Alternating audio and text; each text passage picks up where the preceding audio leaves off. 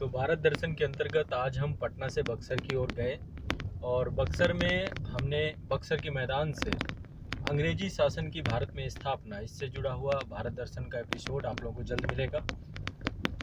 पटना से आरा होते हुए हम जो है बक्सर के लिए निकले थे और अभी सफ़र तो ज़्यादा लंबा नहीं था, लेकिन फिर भी देखा जाए तो जिस तरीके से अभी वहाँ पे अवसंरचना निर्माण हो रहा है उस आधार पे काफ़ी लंबा टाइम लग गया।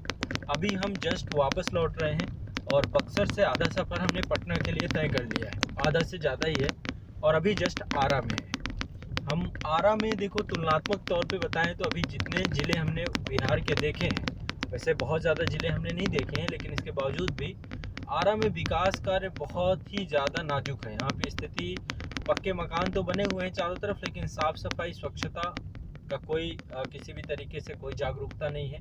सड़कों की स्थिति भी बहुत ही दयनीय है, मतलब कि कई जगहों पे तो सड़कें पूरी तरीके से टूटी हुई हैं और थोड़ा सा भी यदि हम अज्यूम करें तो बरसात में स्थिति बहुत ही भयावह होती होगी। और यदि हम बक्सर की बात करते हैं तो अभी चूँकि वहाँ पे हाईवे का निर्माण हो रहा है, नेशनल हाईवे बनने में टाइम तो लग जाता है, तो ऐसे में अभी वो रास्ता भी पूरी तरीके से ख़राब है। आप लोग भी कभी यदि जाना चाहें तो पटना से बक्सर तक जा सकते हैं, लेकिन जैसे जैसे हम बक्सर की ओर बढ़ते हैं तो बिहार की के उस जो है उन क्षेत्रों को देखने को मिलता है जहाँ पर विकास कार्य है तो, लेकिन अभी कहीं ना कहीं पे बहुत संभावनाएं हैं, बड़े स्तर की संभावनाएं हैं। जो चीज़ हम पटना में देखते हैं, सिवान में देखते हैं या फिर हम जो है पूर्वी चंपारण में देखते हैं, वो सारी चीज़ें अभी ये क्षेत्र पूरी तरीके से अछूता है।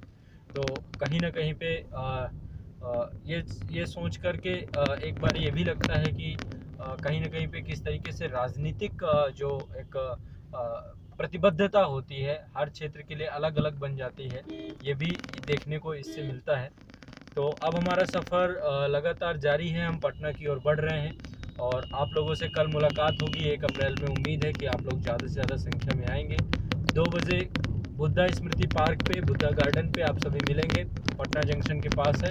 एड्रेस आप सबको बताया जा चुका है और वहाँ पर 2 बजे हम मिलेंगे। जितने बच्चे आएंगे सभी से बातचीत होगी, वार्तालाप होगा, एक सेशन होगा, मुलाकात होगी, उनके प्रश्नों का जो हाजिर जवाब है जो दे सकते हैं देंगे, विषय से जुड़े हुए जो मुद्दे वो सुलझाना चाहेंगे सुलझाए जाएंगे। तो कहीं ना कहीं पे एक व्यापक और विस्तृत चर्चा पर चर्चा कल 2 से 3 घंटे के सेशन के अंतर्गत करेंगे और निश्चित तौर पे जो है आप सभी भारत दर्शन के सभी वीडियो का आनंद लेंगे। मीटअप प्रोग्राम में जो प्रॉपर वर्कशॉप सेशन होगा उसको भी आप लोग वैसे लाइव देख सकते हैं, लेकिन मैं चाहता हूँ कि ज़्यादा से ज़्यादा बच्चे आएँ, यही मौका है। देखिए, दोबारा मौका नहीं मिलते हैं, बहुत सारे बहाने हम ढूंढ सकते हैं और मुलाकात हो जाएगी और काफ़ी चीज़ें वहाँ पर सकारात्मक ही होंगी। हमारा प्रयास रहेगा कि आपके 2 से 3 घंटे को बेहतर से बेहतर बनाते चलें। बक्सर के मैदान पे जब हम गए थे तो बक्सर के मैदान पे कोई बहुत ज़्यादा हमें उत्साह नहीं हुआ। सबसे पहले चीज़ ये कि वहाँ पर विजय स्तंभ बनाया गया है राज्य सरकार के द्वारा, और देखा जाए तो विजय स्तंभ ना होकर के पराजय स्तंभ है भारत का, है ना। क्योंकि बक्सर का युद्ध यदि नहीं हारते तो शायद एक स्वरूप अलग होता। आप खुद ही सोचिए, मुगल साम्राज्य कमज़ोर हुआ तो बक्सर से हुआ, या फिर जो आपका अवध का नवाब है वो कमज़ोर हुआ तो बक्सर से हुआ, और या फिर जो बंगाल बिहार उड़ीसा की दीवानी मिली और जिस तरीके की एक राजनीतिक लूट खसोट चालू हुई, यदि मीर कासिम जीत जाता तो बंगाल फिर जो है व्यापक स्तर पे मुगल साम्राज्य के अधीन होता या फिर मीर कासिम के अधीन होता और स्थिति बहुत अलग होती। तो कहीं ना कहीं पे एक जो है वहाँ पर मेंटेन भी नहीं किया गया है बक्सर के मैदान को। देखा जाए तो वहाँ पर बहुत बुरी स्थिति है साफ़ सफाई और विभिन्न चीज़ों को लेकर के।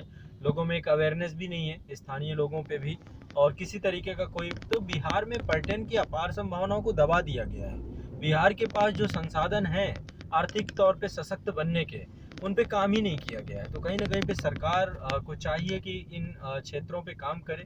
जो हिस्टोरिकल प्लेस है वो चाहे जिस रूप में भी हो, उनको थोड़ा सा सजाए संवारे। देखिए, हर तरफ चारों तरफ गंदगी पड़ी हुई थी। जो पुरातात्विक जो स्वरूप है वहाँ पे जो भी बना हुआ है, स्ट्रक्चर टूटा फूटा पड़ा हुआ है, इधर उधर कचरा पड़ा हुआ है, कोई कहीं भी खेल रहा है, किसी भी तरीके की कोई गेट नहीं है, कोई वहाँ पर कोई उसको मैनेज करने वाला नहीं है, मेंटेनेंस के लिए कोई डिपार्टमेंट नहीं है, कोई व्यक्ति नहीं है, कोई संस्था नहीं है।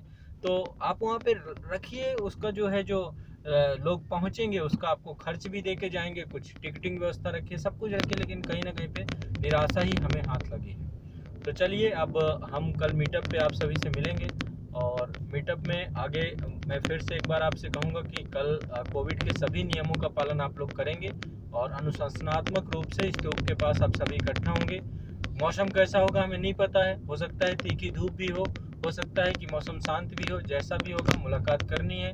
जैसी कंडीशन में आप वहाँ पे रहेंगे वैसी कंडीशन में हम भी आपके साथ खड़े रहेंगे, और आइएगा, मिलिएगा, और कल बहुत कुछ सीखने सिखाने का सिलसिला रहेगा। तो चलिए आरा से हम निकल रहे हैं, और हो सकता है बहुत सारे बच्चे आरा में हों, लेकिन कल आप लोग पटना में मिलने जरूर रहिएगा, ठीक है।